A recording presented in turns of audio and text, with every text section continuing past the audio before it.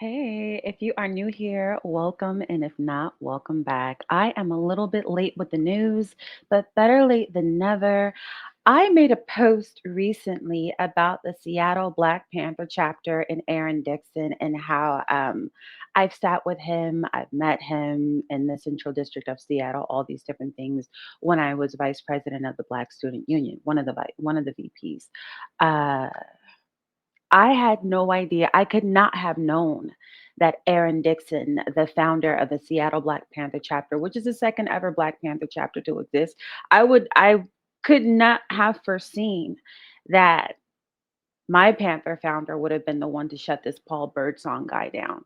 So when I say this guy went from Birdsong to I know why the caged bird sings, honey, like how's your bird song now? That don't even sound like a real last name for a Latino anyhow. Uh, should I do this? Do you see one person in this picture who looks like an Indigenous Black American? Do you see one? Because I think I see one, possibly. But I mean, this is giving Senegal. I don't know. Low key looks Arab, Shaba, and miscellaneous island. I don't know. And then, Mr. Afro Latino in the front. Anyhow, someone said these are Masonic hand gestures. I really, or let me play it so you can see everybody else take the position. I don't know. I'm not going to pretend like I know what that would be. The gestures, the hand gestures that I know are not. I haven't seen them. So anyhow, I'm gonna go on ahead and play this. All power to the people. As everyone knows, I'm Paul Birdsong. I got a message from Aaron Dixon today saying that he no longer supports us. That after he gave me orders to make a video saying that him and other members were coming, that he withdrew his support. And that he said that this situation is unimportant to him, even though my comrades have risked their lives and spent thousands of hours of their time and dollars and life standing behind a cause. He said he's going to make a statement saying no one has the right to call himself a Black Panther uh, going forward. I told him to make sure that he put in that statement that he did, in fact, give us the right to call ourselves that because I still have the messages where he did, just in case he doesn't. And I put in there also make sure that you put in there that Henry Douglas did give us the right to wear that emblem because I still have the messages where that happened too.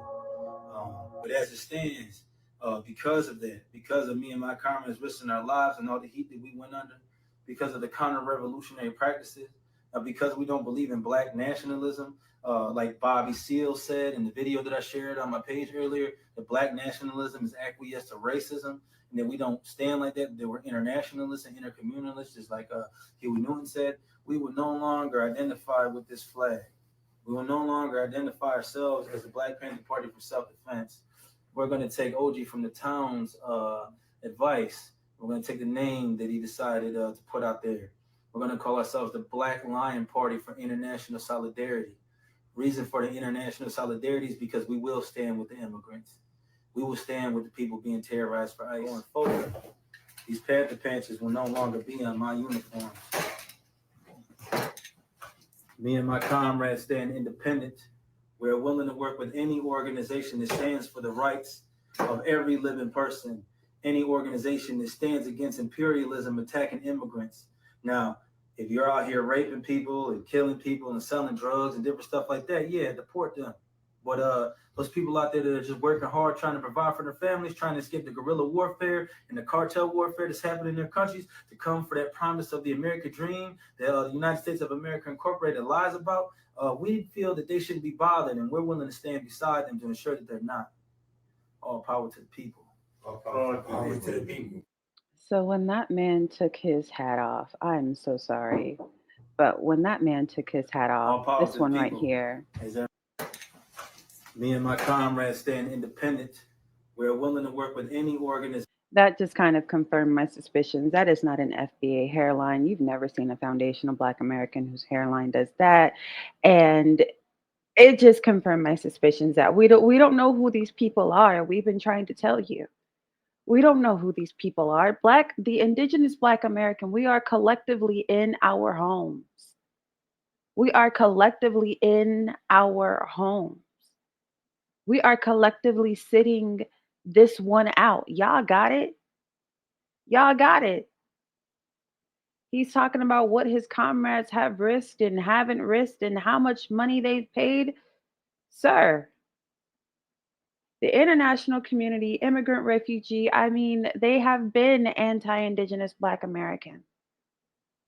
You want to play human shield for a group of people who showed you collectively that they don't like you.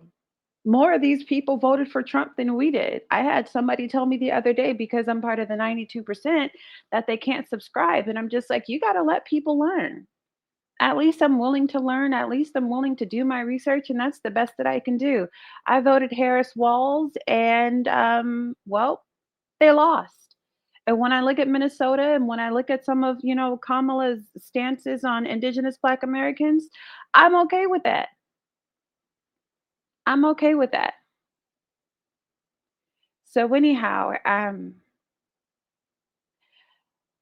he was kind of, rolling his neck real sassy and saucy, like when it comes to Aaron Dixon talking about, like, he sounded like a woman, like, well, I've got screenshots and I've got the text messages. So if you don't say in your message, I'm gonna just blast you because I'm like, sir, like, you're not one of this is not how we deal with our elders. You're talking about risking your lives whole time.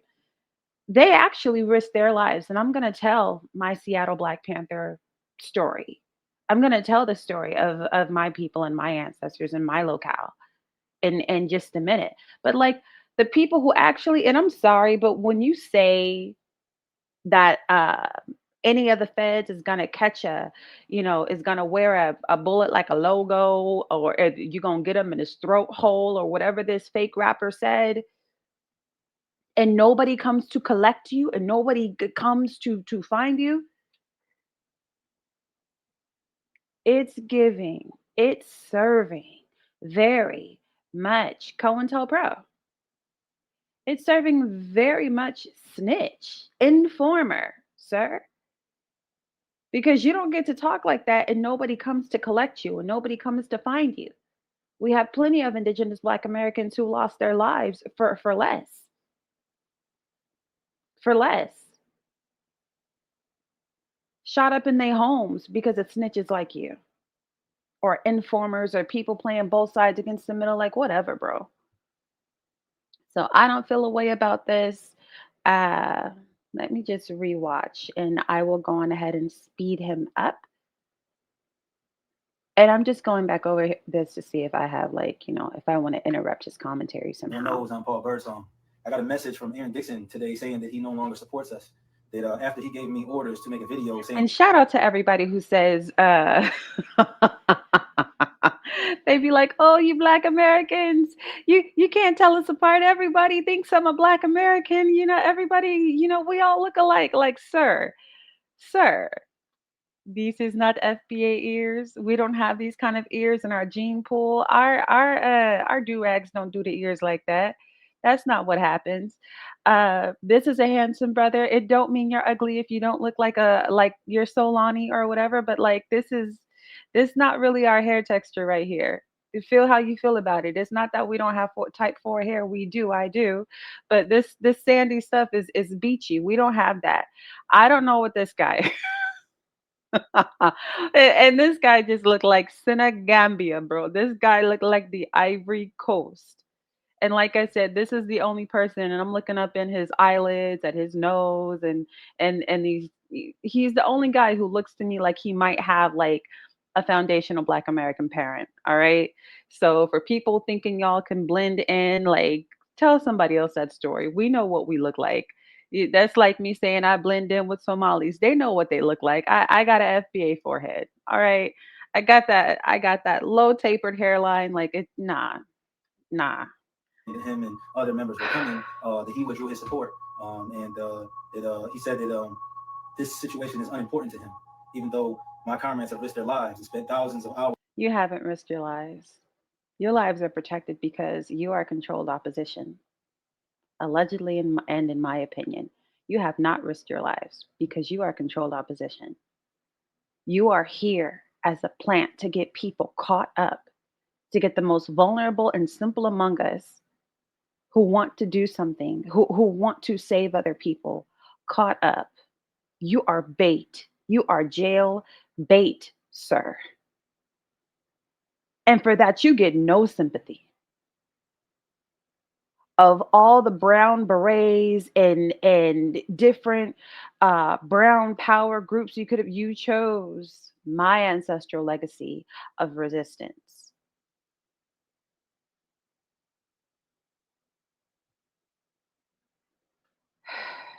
To drag through this mess that we're literally not involved in. Literally has nothing to do with this.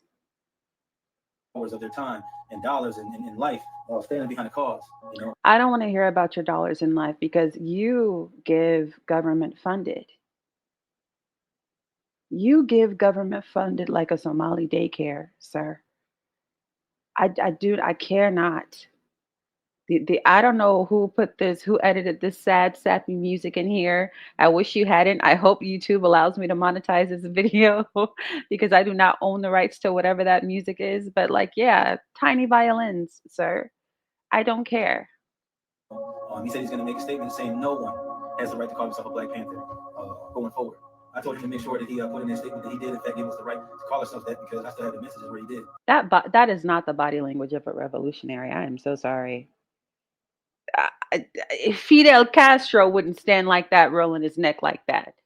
It ain't a Latino, a black, a nothing revolutionary child.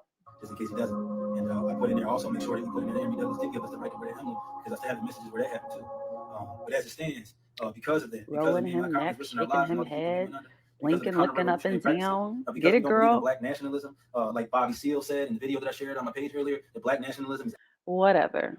I'm not even gonna listen to you talk about black nationalism. What I am gonna do is share my screen one more time. And while I'm doing that, if you could please subscribe to the channel, I would be so grateful to you for that.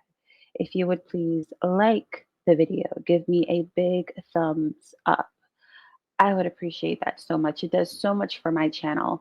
Um, it stimulates YouTube's algorithm and it shows you more of my content and similar content. I know someone said to me, "Oh my God, an FBA sister on YouTube. Nice to see you." And I'm just like, we're out here, but like the video, and YouTube will be like, "Oh, they like this. Let's give them a little bit more of that." And share the video, please. Sometimes these conversations are hard to have with our family because we don't know where to start, but we still have Pan Africanists. And we, the quote unquote, well, we're all Black people in our family, and we got to start the conversation. So you might just want to text somebody the video and be like, "Here, let me know what you think." So go on ahead and like the video, subscribe, and share the video.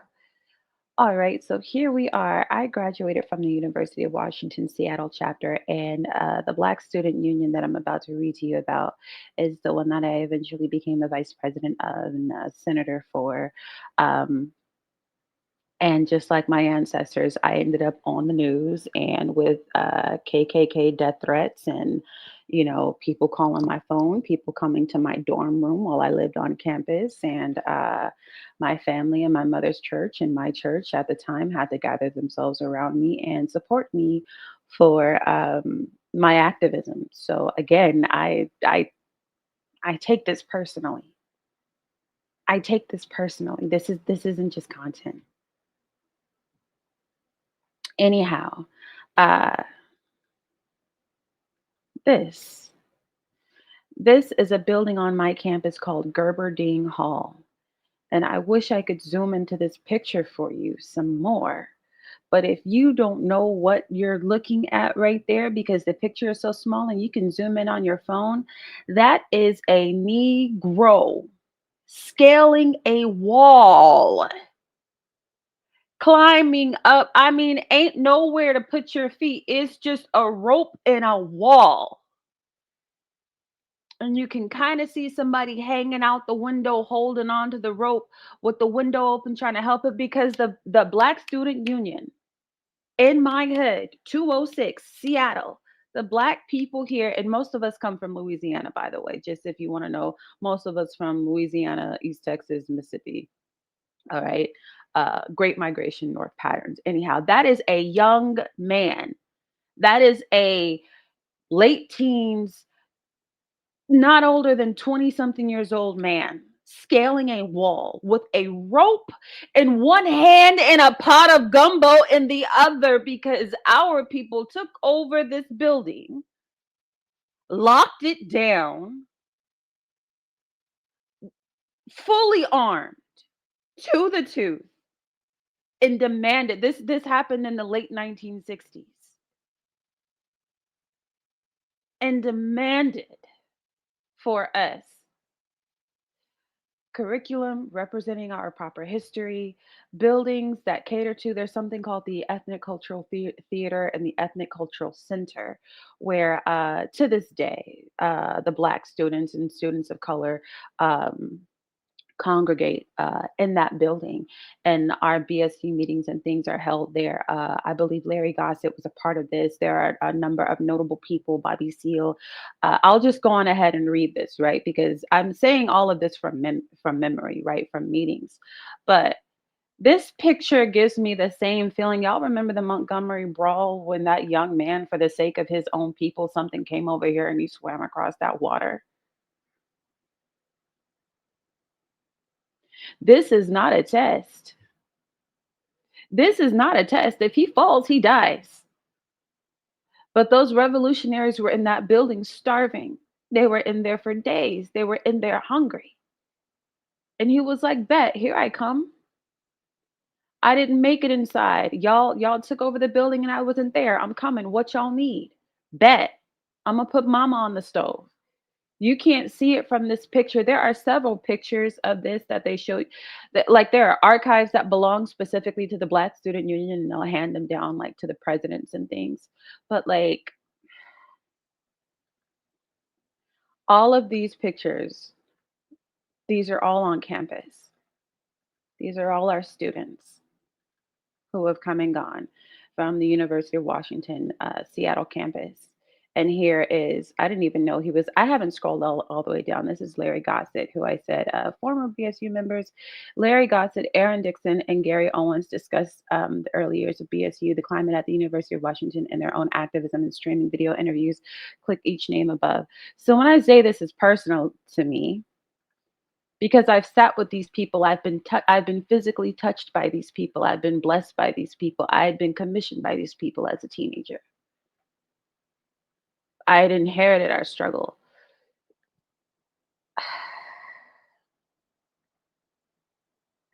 So I take personal exception to Paul Birdsong. I know I laughed and I joked about hairlines or whatever, but I take personal offense to this.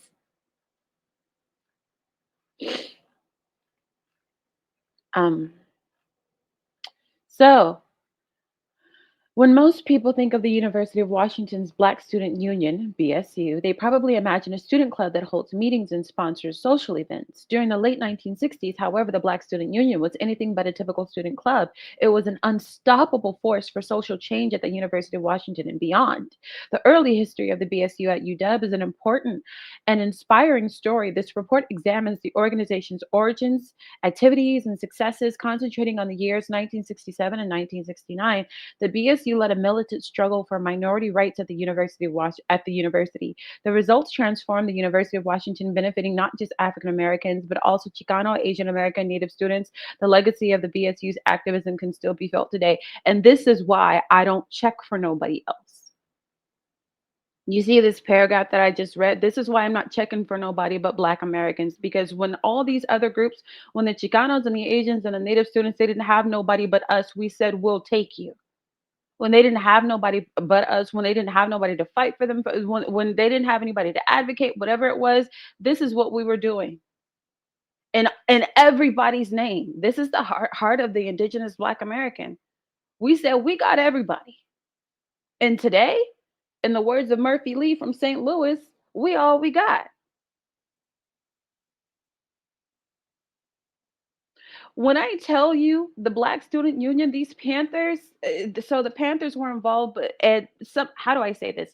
Some of the leaders of the Black Student Union were also Panthers, okay? So that's what I mean. Not everybody was a Panther. Not everybody have you see a Venn diagram where you've got those two circles and then the circles overlap and meet in the middle. Some of the core leaders met in the middle, all right? But it's like I went to the University of Washington and I wanted to be a veterinarian.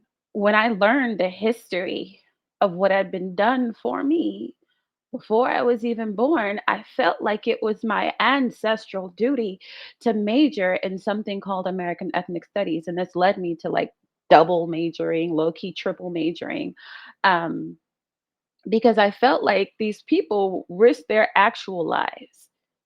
That's a person you don't see, that's a person risking his actual life. If he drops that rope, he dies. If he drops that rope, he dies.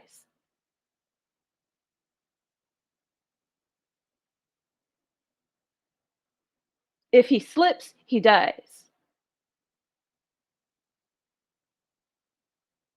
And so the major is called American Ethnic Studies. Okay. And in that program, you have African American studies or Afro American studies, Chicano studies, Asian American studies. I ended up having a comparative focus. I majored in everybody's history. I got all up in the Asian American history, all up in Native, those Siberian Native history, all up in Chicano studies.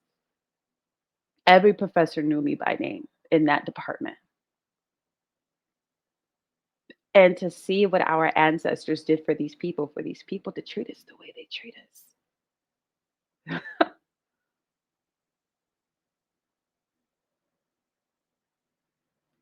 They couldn't match our investment in them if they tried.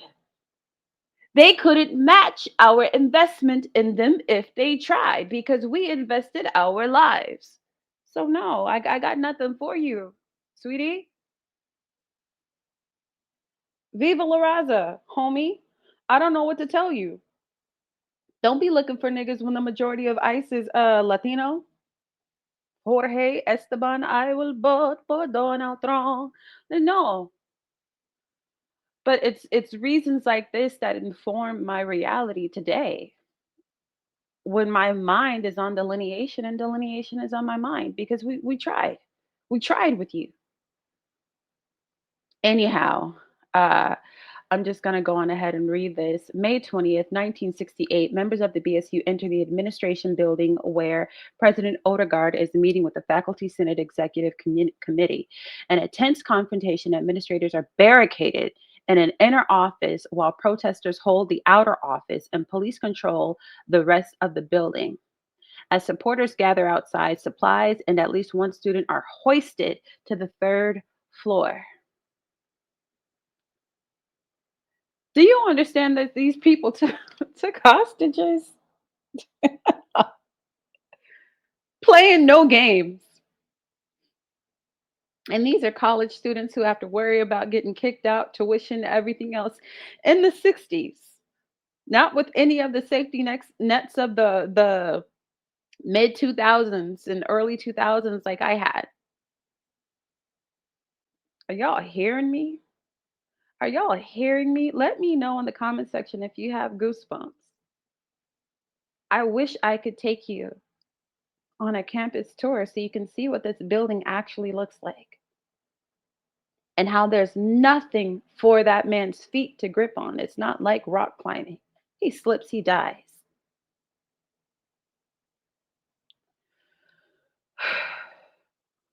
Anyhow, this says this essay is part of the special section, the Black Student Union at UW Black Power on Campus, which features video interviews with activists, a film. Look, I'll put the link in the description if you're interested in reading more of that. But I'm just going to get to this really quick. So, origins. The 1960s was a turbulent time in American history. Internationally, the United States was involved in the Cold War, dealing with Soviet threats to communist Cuba and the Vietnam War. Domestically, American society faced pressures from a youth counterculture that questioned both social norms and government policies, and from the civil rights movement of African Americans and other minorities. Now, we know African American is a misnomer, it's a bad word, it's inaccurate. You guys, a lot of our history and legacy and our accomplishments and ingenuity is tied up in this misnomer. So you will hear me say it. Now, when you ask me what we are, I'm obviously going to say something like Indigenous Black American, Aborigines, Foundational Black American, so on. But you will hear this word come out of my mouth. Try not to punish me for that. I'm still your girl. The word is here. I'm going to read it. Acrimony and hostility punctuated the period for activists on both sides of the issues. Those who wanted to maintain the status quo often reacted with violence, which escalated the antagonism. Church bombings, civil disobedience, police brutality, protests, assassinations, and riots marked these years. In tandem with its war abroad, Americans seemed to be at war with in a war with each other. Seattle was no exception and felt the pressures of change. These pressures became especially acute in the latter half of the 60s as the civil rights movement grew. However, Seattle's civil rights campaigns in the early 1960s were not as visible as civil rights campaigns in other parts of the United States, such as the South, and white Seattleites continued to ignore the concerns of the city's black population. And I'm here to tell you, you think the South is racist?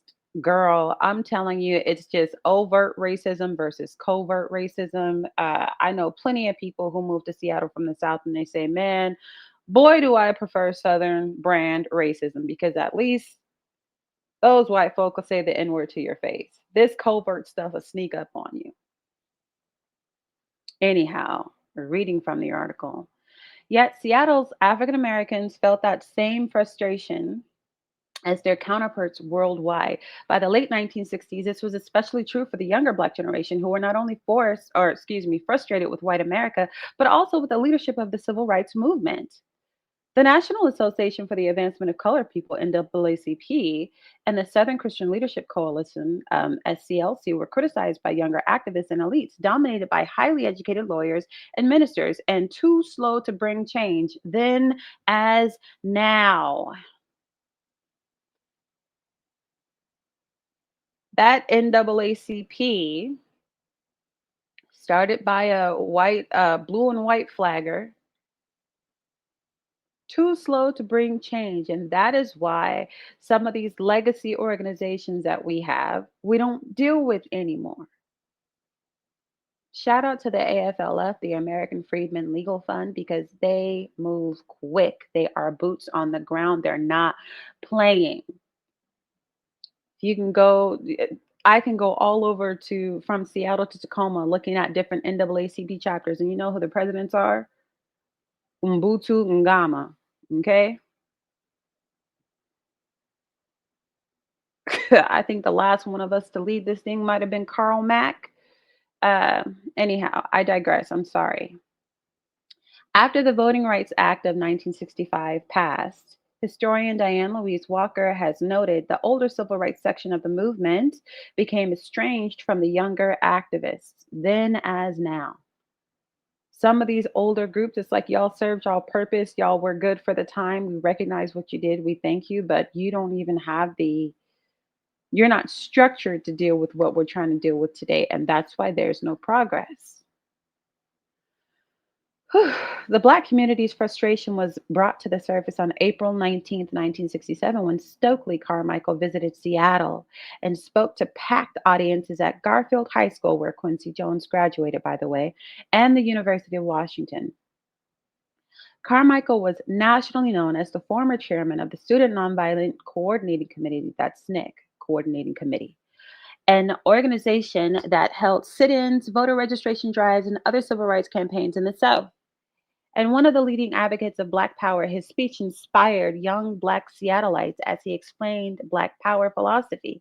Carmichael said, "We must organize Black community power to end abuses and to give the Negro community,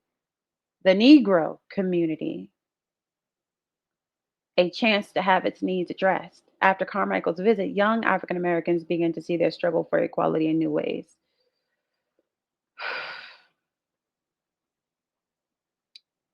Uh,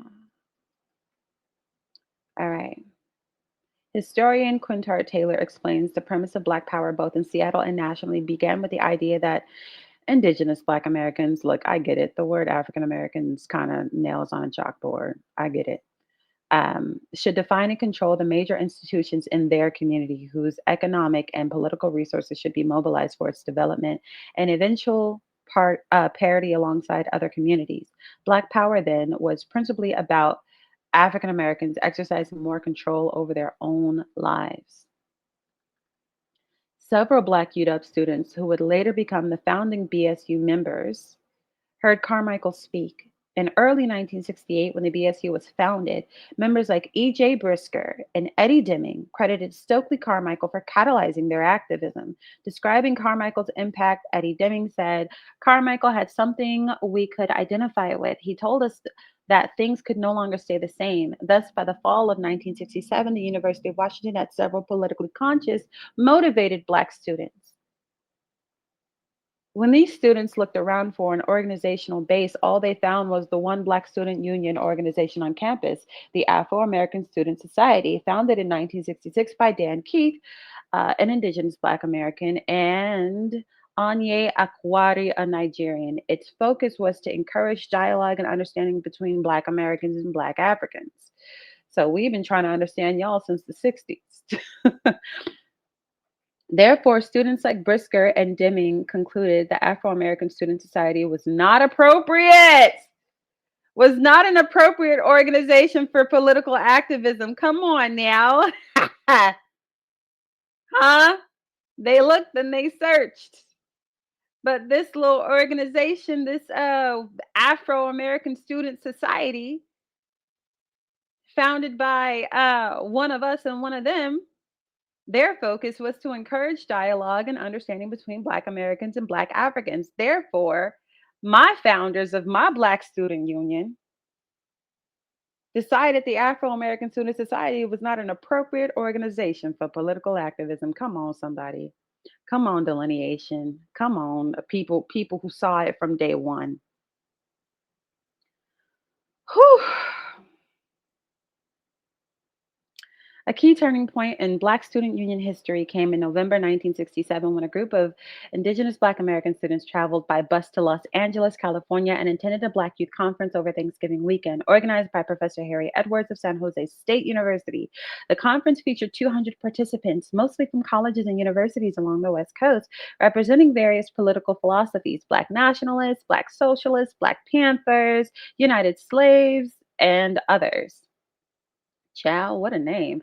It was at the same conference where several prominent Black athletes, including Kareem Abdul Jabbar, then known as Lou Alcindor, voted to boycott the 1968 Olympic Games in Mexico City to protest America's racism. Several other issues were discussed during the conference, including the concept of Black student unions. After learning about these organizations, the UW students returned to Seattle intent on establishing their own BSU, a legacy I very proudly share. The primary mission of Black student unions was to serve Black students' needs on university campuses, to initiate community service projects, and organize BSUs in high schools and junior highs. Thus, by the end of 1967, there were Black students at the UW that had the awareness and motivation to address their concerns and the program to do so. In early 1968, after returning to school from their winter break, they began their struggle. Please keep in mind that the University of Washington is a Big Ten school. Please keep in mind that it's damn near Ivy League. Please keep in mind that we had about 38,000 people on campus when I went there, and everybody knew my name because of my activism. Now, you could say everybody knew my name because my name is Chocolate Angel, and you would not be wrong about that. But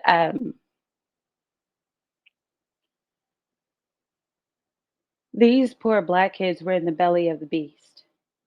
And I guess that's what I want to stay with that. These predominantly white institutions, they were not on the campus of Howard University or Hampton or some, beautiful black Ivy League.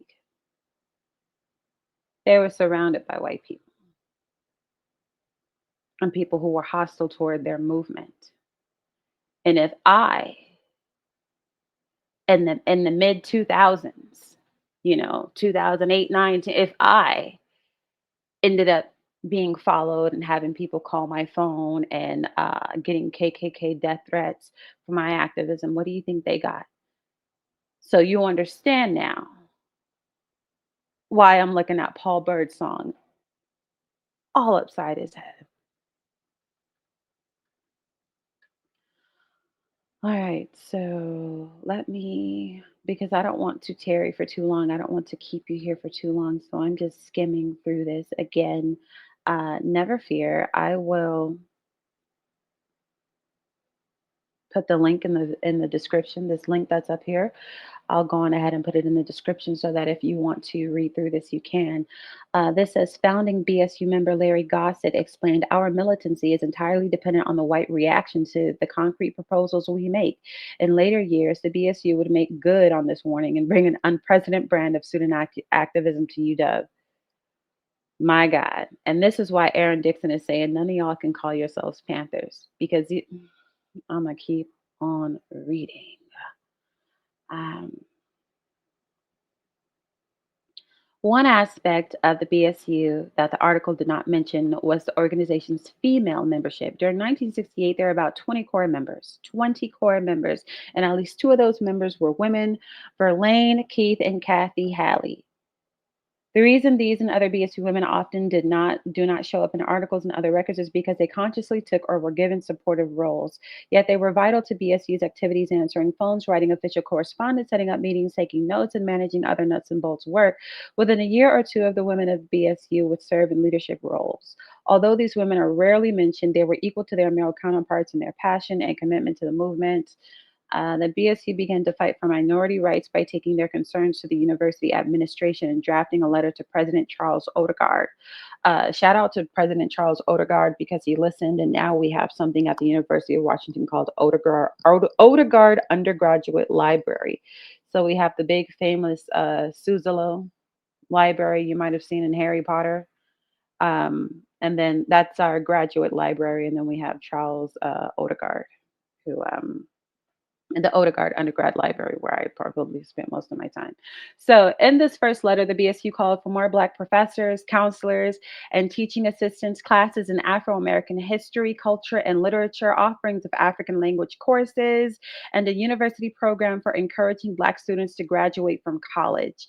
Additionally, the BSU demanded positive steps be taken to eliminate racism in the athletic department, sorority and fraternity system, housing, and employment, both student and staff, and for the university to be a leader among Pacific Northwest colleges in initiating and sponsoring programs to improve conditions in the Black community. The BSU closed the letter by saying, "We feel the University of 1,000 years does not need another thousand to determine action on these proposals. If you, Dr. Odegaard, do not act promptly, we shall use any means that we deem necessary to ensure that freedom and justice prevail on this campus."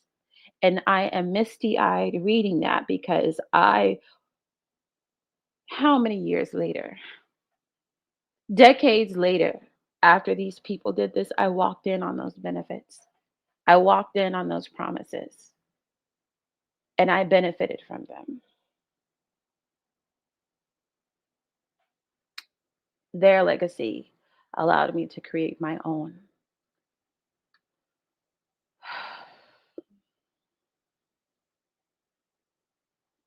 In this early stage, the UW BSU also worked to establish BSUs in local high schools and middle schools, since Seattle's housing at the time was segregated, with African Americans and other minorities concentrated in the central and south districts of the city. So we call that the central district and the south end of Seattle. The UW BSU concentrated on schools in those areas. They successfully established BSUs at Cleveland High School, Franklin High School, Garfield High School, and Rainier Beach High School, and Asa Mercer Middle School, where I was expelled Meany, Sharpless, and Washington Junior High Schools. Larry Gossett later estimated by March of 1968, the combined membership of BSUs throughout Seattle totaled around 900 youths. Took care of everybody.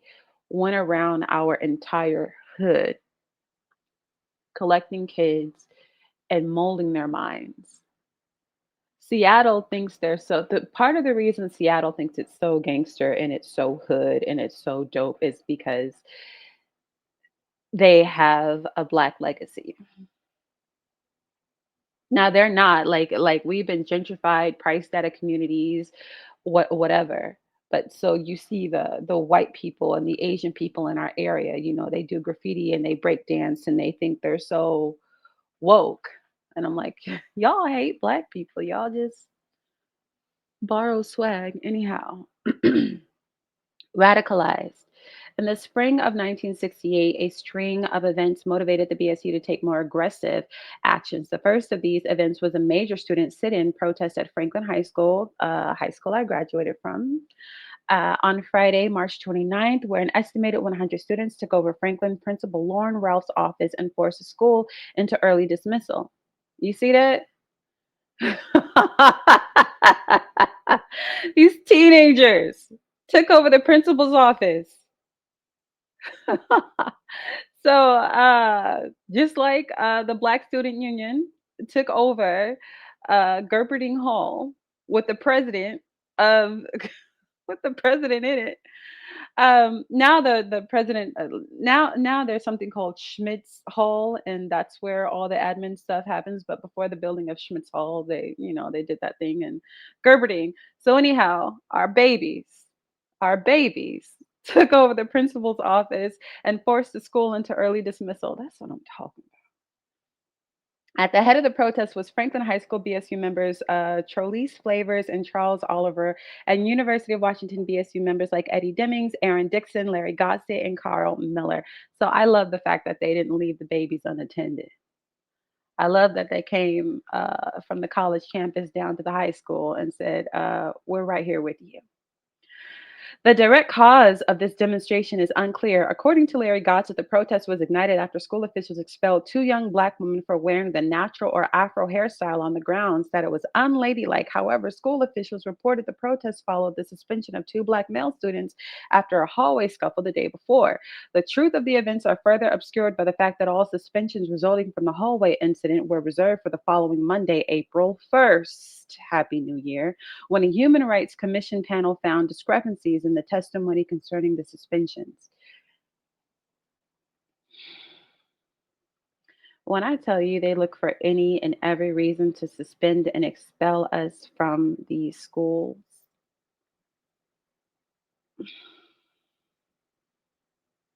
anyhow, perhaps the protest was already planned and the hallway incident the day before. Let me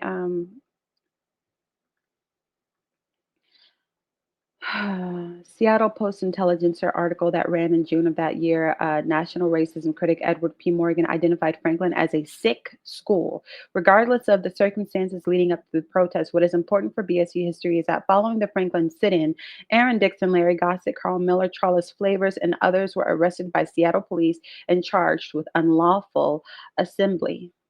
All right, getting in good trouble.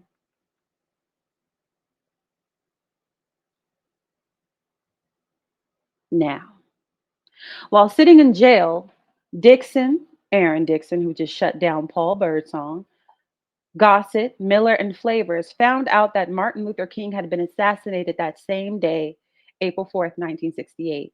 King's death had a deep impact on the Black community in Seattle and across the country. Even young activists who criticized King mourned his death.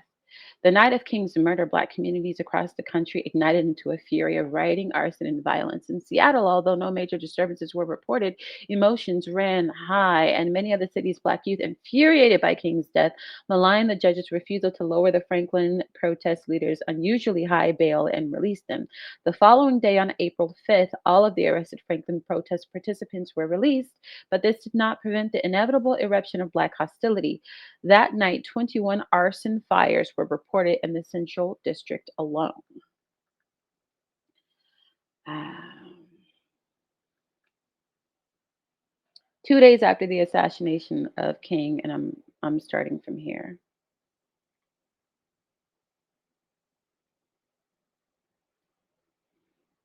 2 days after the assassination of King, the Oakland police assaulted the headquarters of the Oakland Black Panther Party. The Black Panther Party was one of the most outspoken advocates of Black power. The group was known for patrolling Black neighborhoods to protect Indigenous Black Americans from police violence and providing free breakfast to poor school children. In the ensuing shootout that occurred when the Oakland police raided the party's headquarters, 18-year-old Black Panther member Bobby Hutton was killed, and Eldridge Cleaver, another Panther, was wounded. The raid and killing dominated the entire conference. Bobby Seale, chairman of the Black Panther Party, was a featured speaker at the event and gave a rousing call to action. That speech was that speech and the funeral of Bobby Hutton the following day touched the passions of the UWBSU members. More than ever, they felt the urgency to resolve and confidence to fight to stop such injustice. Within 2 weeks of the second conference, many of the UWBSU members founded the Seattle chapter of the Black Panther Party, the first chapter outside of California. On April 14th, 1968, Seal came to Seattle and met with a small group of local activists, many of whom had been active in the UWBSU and Franklin High protest. Seal approved the Seattle Black Panther Party and appointed Aaron Dixon as captain. These events of March and April of 1968, the Franklin protest, the assassination of King, and Hutton funeral radicalized the BSU and showed them that no progress would be achieved unless risks were taken. By 1968, the BSU felt the time had come to assert their demands. On May 6, 1968, the BSU drafted a second letter to UW President Charles Odegaard outlining a list of BSU demands and their justifications. The BSU wrote, number one, all decisions, plans, and programs affecting the lives of Black students must be made in consultation with the Black Student Union. This demand reflects our feeling that whites for too long have controlled the lives of non-whites. We reject this control. Instead, we will define what our best interests are and act accordingly. Two, the Black Student Union should be given the financial resources and aids necessary to recruit and tutor non-white students. Specifically, the Black Student Union wants to recruit 300 Afro-American, 200 American Indians, and 100 Mexican students in September. Did y'all see this? Can I just deviate from the subject real quick and ask y'all how many of them would do this for us? You heard what I just read. If not, hit the little rewind, hit the little back button.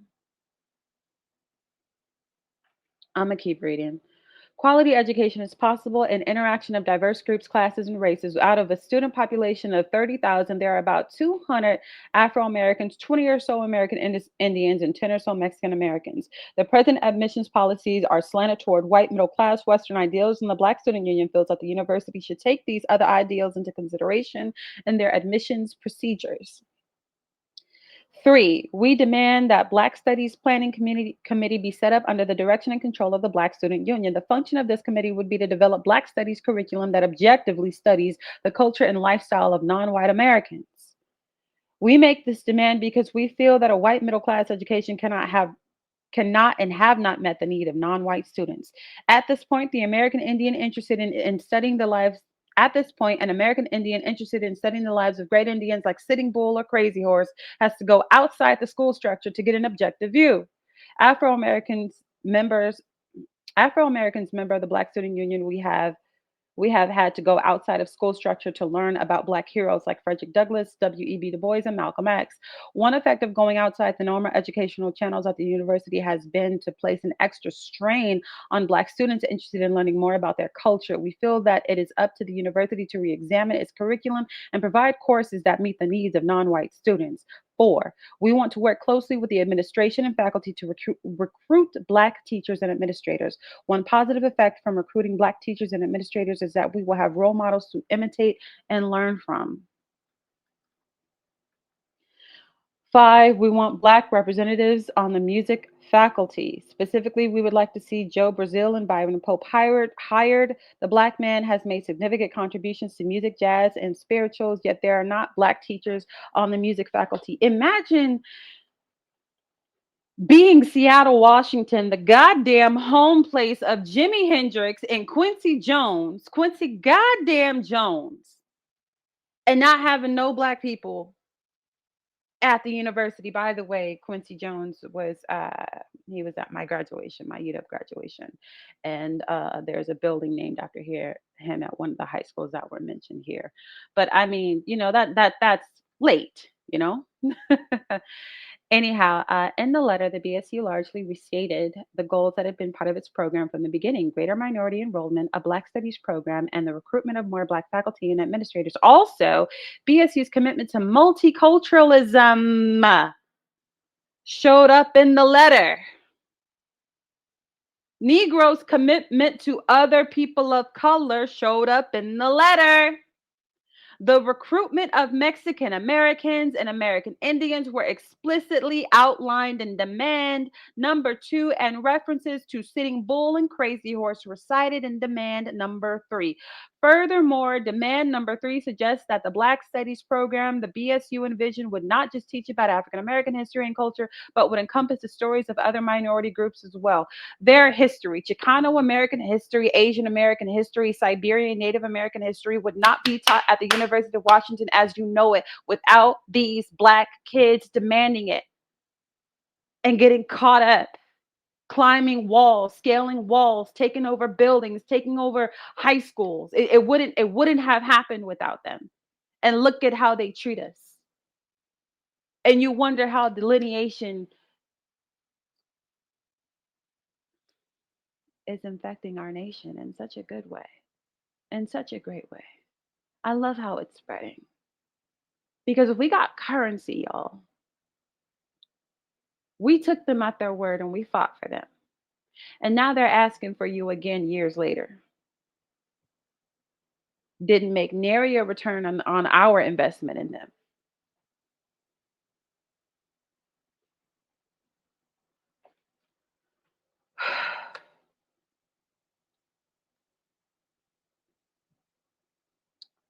Um,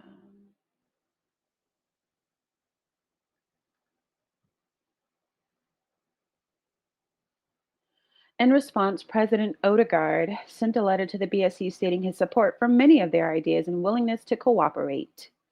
On Friday, May 10th, representatives of the BSU and the university administration met for 2.5 hours to discuss the BSU proposals. The outcome of this meeting was described as encouraging. Carl Miller explained, "Oh, Carl, oh, you're part of the. Hey, Carl. He worked in admissions anyhow, as a brother. Odegaard gave preliminary agreement to our suggestions for implementation of our demand. However, stress should be placed on the word preliminary because there are many details to be ironed out. Mostly, what needed to be ironed out was availability to university funds to support the BSU recruitment goals and other initiatives. The BSU wanted some of its members to be hired as university employees and work recruiting from communities of colors, and did. Odegaard claimed that allocating funding for recruiting would take significant time to secure. And this actually happened. All this happened. I mean, just in so many ways, our little Black community in Seattle, for a time, we had quite the Cinderella story. A follow up meeting was set for BSU members to meet representatives of the anthropology, art, English, history, music, psychology, and sociology departments to discuss curriculum for Black Studies program.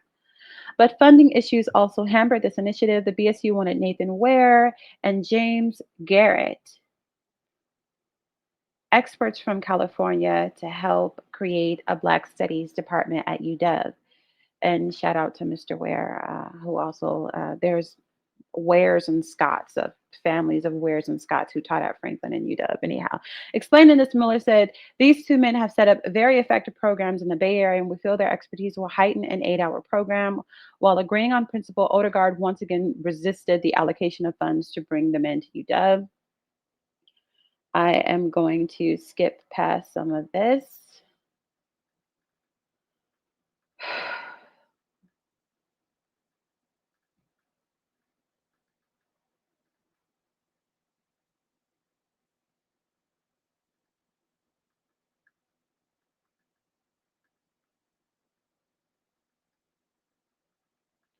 All right, let's talk direct action.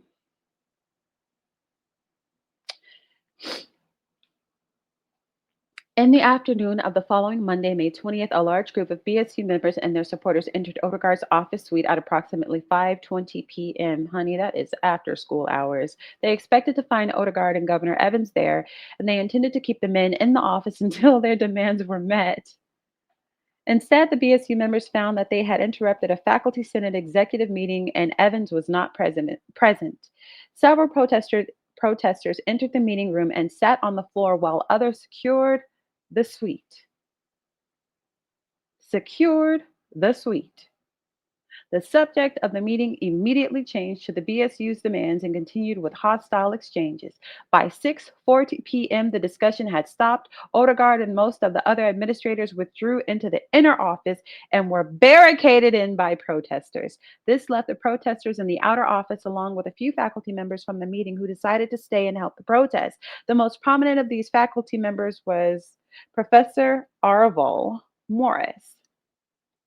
By 7 p.m., the number of sit-in participants had grown to 150 folk.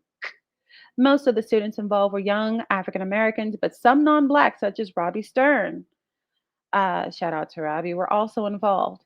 In spite of the efforts of the university's police department to cut off the activists, protesters and supplies, such as groceries and a record player, were lift.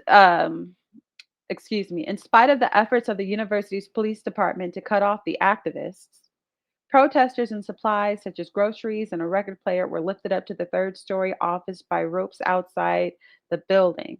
By 7:30 p.m., the Seattle police had arrived on the scene and helped UW police seal off the building. At 8:15 p.m., Vice President Donald K. Anderson and UW Police Chief Ed Cans tried to deliver an ultimatum to the protesters, telling them to either leave on their own by 8:30 p.m. or they would be removed by force. But this exchange was hampered by the heavy office doors that separated the protesters and the police. Around this time, Michael Rosen, an American Civil Liberties Union lawyer who had helped Miller, Dixon, and Gossett in their case following the Franklin High School protest, arrived on the scene and began to establish negotiations. With the help of Rosen and the sympathetic faculty members, Brisker, Dixon, and the BSU drafted a proposal that would meet their objectives. The proposal was delivered to Odegaard. Negotiations continued, and at 8:45 p.m., Brisker announced that Odegaard had signed the BSU proposal and the sit-in was over. The protesters left Odegaard's the protesters left Odegaard's office chanting "Beep beep, bang bang, Ngawa, Black Power."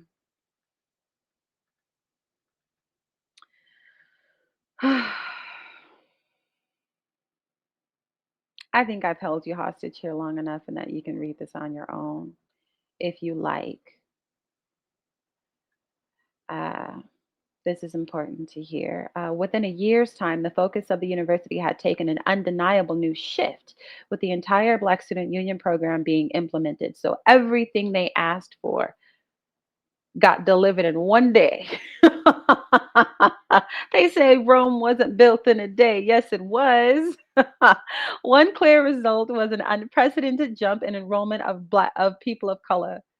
This was due to a new program established in the sit-ins aftermath called the Special Education Program, SEP. Dr. Charles Evans, head of the microbiology department at the faculty senate chair at that time, and the faculty senate chair at that time, was appointed to Odegaard to direct the SEP program. Its purpose was to correct the fact that white students were far more likely to attend college than their counterparts of color. The program included recruitment of new students, tutoring and advising services for students after enrollment. All right, so Seattle Central District, Yakima Valley, Mecca Indian Reservation. Sorry, I'm skimming through this because I don't want you to miss anything. I'll just read the conclusion. I think that's a good way to end the video here. The Black Student Union deserves a special place in the history of the University of Washington. The record of its first year is nothing less than remarkable. With exemplary determination and extraordinary success, the BSU was the first organization on campus to militantly advocate for people of color. Within 1 year, the student organization transformed the university into a place that concretely addressed racial inequality. Despite initial resistance, all of the BSU demands were eventually implemented by the administration, leaving the UW profoundly changed. All too often, history is conceptualized as something dead and gone with no effect on the present. However, with the BSU story, it's easy to see the connection between the past and present. Many of the programs implemented after the sit in still exist today. In 1970, Samuel E. Kelly, who ended up becoming the Seattle school superintendent, uh, was appointed the first vice president of minority affairs. And under his Office of Minority Affairs, OMA, these post-sit-in reforms were coordinated together. During this time, okay, all these programs, including poor white students. So it's important to note that the Black Student Union included poor whites as minorities. So and continue to provide recruitment and retention support for underrepresented UW students, including poor white students. You see that right here. All right, so I mentioned the IC, OMA, all things. These are still at the University of Washington. I enjoyed those resources while I was there. Another result of the BSU's legacy is the UW's current American Ethnic Studies Department. The successful creation of the Black Studies program encouraged students to demand Chicano and Asian American Studies programs. Later, the Black Studies program merged with the Chicano Studies and Asian American Studies to create the Department of American Ethnic Studies. Therefore, the American Ethnic Studies department also owes a debt of gratitude to the Black Student Union. And even when I was an undergrad, you would see that, like, um, a lot of the football team takes these AES, American Ethnic Studies programs. A lot of the basketball team, it's like people of color. We keep finding each other year after year, generation after generation. We keep finding each other in these classes. So finally, the BSU legacy also includes the Ethnic Cultural Center. It was completed 3 years after the sit in to give students of color a much needed place to feel comfortable. And it is yet another modern day monument to the efforts of BSU taken together. All of these outcomes illustrate the fact that the Black Student Union made important contributions to the University of Washington. So imagine me as a kid, I'm a teenager, and I'm in this building, and the faces painted on the wall just walk in. The history painted on the walls and murals just walk into the room and introduce themselves. So I'm that offended by Paul Birdsong, and I will land right there. Uh, if you stayed this long, child, what was you doing? I hope you were listening to this as background noise while you were accomplishing something else because I didn't held y'all hostage for an hour, girl. Uppity and I'm out of here.